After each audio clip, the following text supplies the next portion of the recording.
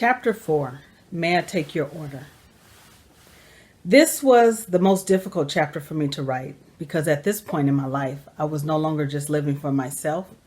I had a daughter looking up to me, looking at me as her role model, and looking at me to set examples for her. And I was doing everything imaginable to be a good mom. I was working full time. I was taking her to school every day. We were doing homework.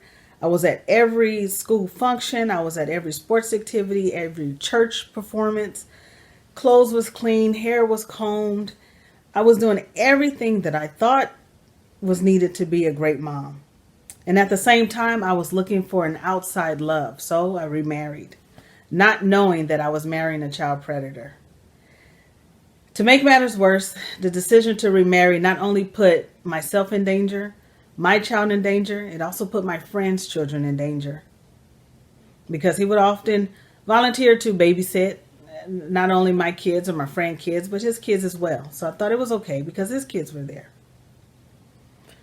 I found out that he was a predator, and of course I shut it down immediately and began to get death threats, and it was just an uphill battle for years. But I made it through. By the grace of God, we made it through. It took 3 years and we made it through. However, going through, the fat genes had a field day. They were telling me over and over, you are not a good mom. You are not a role model. You are not fit to suggest anyone to watch your friend's children. Why would you think someone would love you? No one's going to love you.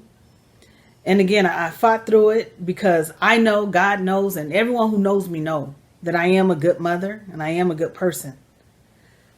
The fat genes, still working, made me become extra sensitive during this time. While I was fighting to prove that I was still good, it made me extra sensitive. So I began watching every other person's move. I was watching the moves and the motives, and that opened my eyes up to the perceived prejudice that I was receiving from people all around me, people that I called friends and coworkers.